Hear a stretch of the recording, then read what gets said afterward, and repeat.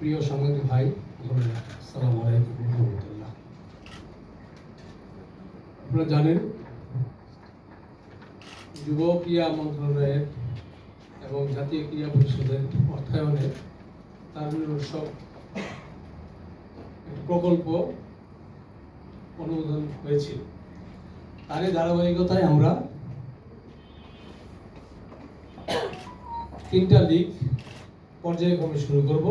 সেই প্রক্রিয়াতে আমরা চলমান অবস্থায় আছি। আমরা জাতীয় ফুটবল লিগ অলরেডি আমরা সফলতার সহিত শেষ করেছি। আন্ডার 14 নারী ফুটবল সফলতার সহিত শেষ করেছি। এখন তারই ধারাবাহিকতায় আন্ডার 17 আমরা শুরু করতে যাচ্ছি। ইনশাল্লাহ আপনাদের সহযোগিতা নিয়ে আমরা এই সফলতার সহিত আন্ডার 17 শেষ করব। আমাদের উদ্দেশ্য ছিল যে সারা বাংলাদেশে 64টা ডিস্ট্রিক্টে আমরা তৃণমূল পর্যায়ে খেলা পরিচালনা করব, যার পরিপ্রেক্ষিতে আমরা আন্ডার 15 অলরেডি আমাদের সমাপ্তির পর্যায়ে আছে এবং ফাইনাল রাউন্ড আগামী 20 তারিখে শুরু হবে আন্ডার 15, আর আন্ডার 17 আমরা শুরু করতে যাচ্ছি আগামী 22 তারিখে শুরু করব। জাতীয় টিম মেশিন আমাদের শেষ হয়ে গেছে। আমাদের বোর্ডের আমরা নির্বাচন হওয়ার পরে 1 বছর আমাদের সময় শেষ হয়েছে। আমাদের বোর্ডের একটাই প্রতিজ্ঞা ছিল যে আমরা বাংলাদেশের তৃণমূল থেকে সর্বস্তরে 63টা ডিস্ট্রিক্টে খেলা ছড়িয়ে দিব, ফুটবল খেলা ছড়িয়ে দিব এবং আমরা সফলতার সহিত শেষ করে আসছি। আগামী প্রতি বছরই আমরা চেষ্টা করব আন্ডার 15, আন্ডার 17, আন্ডার 19 প্রত্যেকটা টুর্নামেন্টই আমরা প্রতি বছরে শেষ করব, পরিকল্পনা নিয়েছি। আর যদি আমরা শেষ করতে পারি আগামী 4 বছর পরে আমাদের একটা পাইপলাইন তৈরি করার চেষ্টা করতেছি। আগামী 4 বছর পরে আমাদের ন্যাশনাল টিমে পর্যাপ্ত পরিমাণে ট্যালেন্ট প্লেয়াররা খেলতে পারবে, সেটি আমাদের টার্গেট ছিল। যারা আমরা সফল হয়েছি 1 বছর, পরবর্তী বছরগুলোতে আমরা আবার পর্যায়ে খেলবো। যাই হোক, আমরা সকলের সহযোগিতা কামনা করছি। সাংবাদিক ভাইরা আপনারা আমাদের খেলাগুলো প্রচার করবেন এই প্রত্যাশা নিয়েই শেষ করছি। আমাদের মাঝে উপস্থিত আছেন আমাদের সম্মানিত বাংলাদেশ ফুটবল ফেডারেশনের সম্মানিত সহসভাপতি আমাদের শ্রদ্ধা আরেফ ভাই। আমি আরেফ ভাই বলি, ওনাকে সম্মান করে বলি, ওনার পুরো নাম বললাম না। আমাদের সম্মানিত আরেফ ভাই। আমাদের সাথে আছে বাংলাদেশ ফুটবল ফেডারেশনের সম্মানিত সদস্যবৃন্দ মঞ্জু, এবং আমার পাশে আছে আমার শাহিন ভাই। আমরা সবাই একসাথে কাজ করি, পরিবার আমরা, এই জন্য সবাইকে আমরা খুব সম্মানের সহিত এখানে আসছে। আমি সবাইকে প্রতি কৃতজ্ঞতা প্রকাশ করছি। সর্বশেষে আমি কৃতজ্ঞতা প্রকাশ করছি যারা স্পন্সর করেছেন আমাদেরকে, জাতীয় ক্রীড়া পরিষদ এবং যুব ক্রীড়া মন্ত্রণালয়ের যারা আমাদের এই পৃষ্ঠপোষকতা করেছেন তাদেরকে আমি ধন্যবাদ জানাই। আর সফলভাবে শেষ করবো ইনশাআল্লাহ, এই প্রত্যাশা নিয়ে আমি আপনাকে ধন্যবাদ জানিয়ে শেষ করছি। আসসালামু আলাইকুম।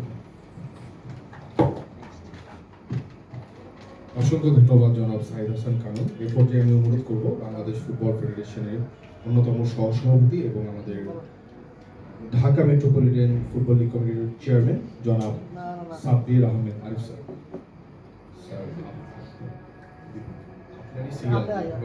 প্রোগ্রাম ফ্লো করার দরকার। আমি অনুরোধ করব জনাব সাব্বির আহমেদ আরিফ।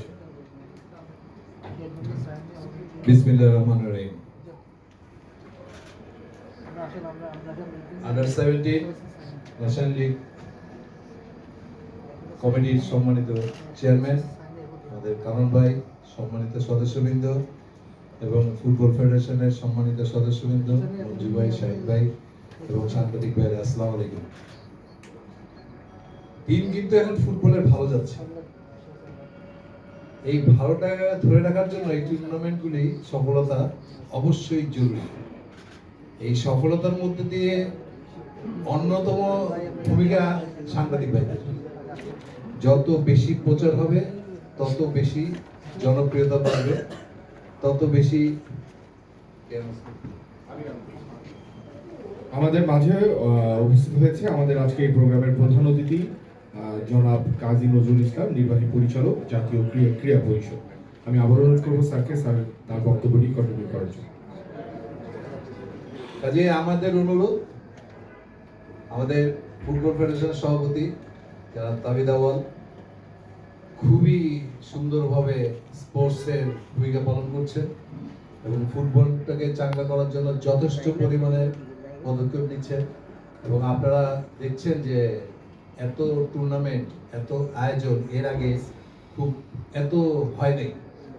কাজে যেহেতু হচ্ছে, আমরা চাই ফুটবল জেগে উঠুক, ফুটবল আরও আগে যায় এবং 70 দিয়ে আরও ভালো কিছু প্লেয়ার বেড়ে আসুক, 15 দিয়ে ভালো কিছু প্লেয়ার বেড়ে আসুক।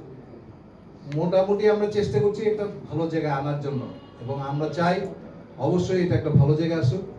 আর সবার প্রতি বিশেষভাবে অনুরোধ, বিশেষ করে ফুটবল রিলেটেড যারা আছেন সবাই আন্তরিক হন। আমি দাবি করব, আর দর্শকদের প্রতি অনুরোধ, প্লিজ মাঠে আসুন। মাঠটায় আসাটা খুব জরুরি হয়ে দাঁড়াচ্ছে।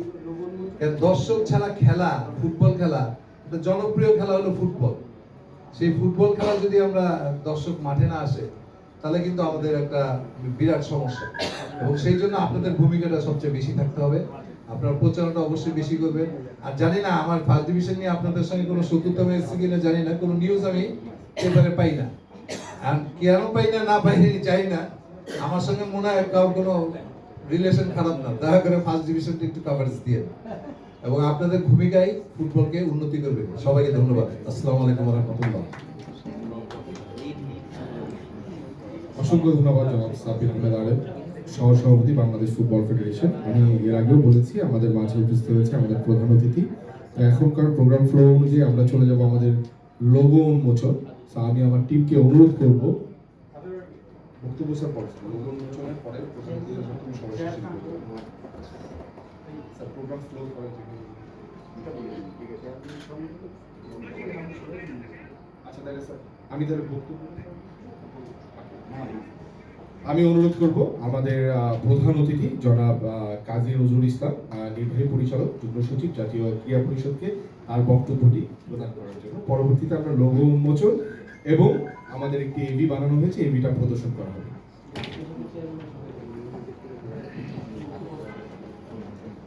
বিসমিল্লাহির রহমানির রহিম। আজকের এই অনূর্ধ্ব-17 জাতীয় চ্যাম্পিয়নশিপ 2025 ফুটবলের লোগো উন্মোচন এবং ড্র অনুষ্ঠানে উপস্থিত বাংলাদেশ ফুটবল ফেডারেশনের কর্মকর্তাবৃন্দ, সাংবাদিক বৃন্দ, উপস্থিত সুধীবৃন্দ, আসসালামু আলাইকুম। আজকে আমাদের বাংলাদেশে যেই এখন যে জোয়ার চলতেছে, আসলে বিভিন্ন ধরনের বিদেশি প্রবাসী যারা বাংলাদেশি বংশোদ্ভূত প্লেয়ার আছে তাদেরকে নিয়ে আমরা বাংলাদেশ টিম যেভাবে খেলছে এবং সারা দেশে কিন্তু একটা জোয়ার চলতেছে ফুটবলে, এবং সেইটাকে ধারাবাহিকতা করার জন্য এর আগে আমি বলেছি যে আমাদের আসলে পাইপলাইনটা ঠিক করতে হবে। তবে আমি এটা আমার ব্যক্তিগত মতামত, আমি মনে করি যে 5-6 বছর ছেলেদেরকে দিয়ে শুরু করতে হবে। এটা যদি আমরা ভবিষ্যতে মনে করি যে আমরা ওয়ার্ল্ড কাপে খেলবো, এশিয়া চ্যাম্পিয়ন হব, তাহলে আমাদেরকে ওই বয়সের যারা আছে তাদেরকে দীর্ঘমেয়াদী প্রশিক্ষণের মাধ্যমে তাদেরকে প্রশিক্ষণ দিয়ে যদি আমরা নিতে পারি তাহলে আমরা দেখা যাবে যে এশিয়ার মধ্যে আমাদের একটা স্থান পাওয়া যাবে, এবং যখনই আমরা এশিয়াতে স্থান পাবো তখনই কিন্তু আমাদের জন্য বিশ্বকাপের দরবার আমাদের জন্য খোলা হয়ে যাবে। তো আমরা আজকেও আমাদের উপদেষ্টা মহোদয় নতুন পদায়ন হচ্ছেন আমাদের আসিফ নজরুল স্যার। তো স্যারের সাথে আজকে সকাল থেকে প্রায় 3 ঘন্টা আমরা মিটিং করেছি। তো স্যারকেও আজকেও আমি বিষয়টা বলেছি যে স্যার আমাদের স্যার জিজ্ঞেস করেছিল যে আপনার এখানে কি কি জিনিস আপনি করতে চান। তো আমি ওনাকে বলেছি যে স্যার আমাদের মেইনলি আমরা যদি রেজাল্ট চাই তাহলে প্রশিক্ষণের কোনো বিকল্প নাই। আমরা 3 মাস 1 মাস আমরা একটা টুর্নামেন্টের আগে আমরা প্রশিক্ষণ দিই, এই প্রশিক্ষণের কিন্তু আসলে ফলাফল কিন্তু ওইভাবে আমরা পাই না। আমরা আপনারা জানেন যে প্যারা অলিম্পিকে আমরা বাংলাদেশ দুবাই গেছে এবং সেখানে আমরা 5টা মেডেল পেয়েছি, 3টা গোল্ড এবং 2টা ব্রোঞ্জ। তো আমাদের দেশের প্লেয়াররা কিন্তু সুযোগ পেলে কিন্তু তারা পদক পাচ্ছে। তো এটা আরও বেশি পরিমাণে আমরা পাবো যখন আমরা তাদেরকে সারা বছর প্রশিক্ষণের মধ্যে রাখতে হবে, এবং সেই কথাটাই আমি মাননীয় উপদেষ্টা মহোদয়কে বলেছি যে আমরা যদি প্রশিক্ষণ দীর্ঘস্থায়ী বা সারা বছর করতে পারি সেই ক্ষেত্রে আমাদের এই যে সাফল্য আমরা এক্সপেক্ট করি সেটা আমরা পাবো। এবং এইটা আসলে এই যে পাইপলাইনটা যখন আমাদের তৈরি হয়ে যাবে আমরা আশা করব যে আমাদের দেশ তখন আপনি খুব ভালো খেলবে এবং শুধু সাউথ এশিয়া না, এশিয়ার মধ্যে তখন শ্রেষ্ঠত্ব করবে। আরেকটা এই যে কথাটা কিছুক্ষণ আগে বলা হয়েছিল যে তাবিদ আউল সাহেব বর্তমান প্রেসিডেন্ট উনি আসার পরে কিন্তু আসলে অনেকগুলি উদ্যোগ গ্রহণ করেছেন। আমি সেই জন্য ওনাকে ধন্যবাদ জানাই এবং এই সাথে আরও ধন্যবাদ জানাতে চাই আমাদের দেশে অনেকে স্পন্সরশিপ নিয়ে অনেকে আগে মানে আসছে না। আমি তাদেরকেও বলবো যে আপনারা আসেন। একটা দেশের সুনাম, একটা দেশের আমাদের যখন আমরা যাই বাইরের দেশে, যখন একটা পদক পাই, আমাদের দেশের পতাকা যখন ওই দেশে উঠে, আমাদের দেশের জাতীয় সঙ্গীত যখন বাজে, আমাদের কাছে কিন্তু খুব ভালো লাগে।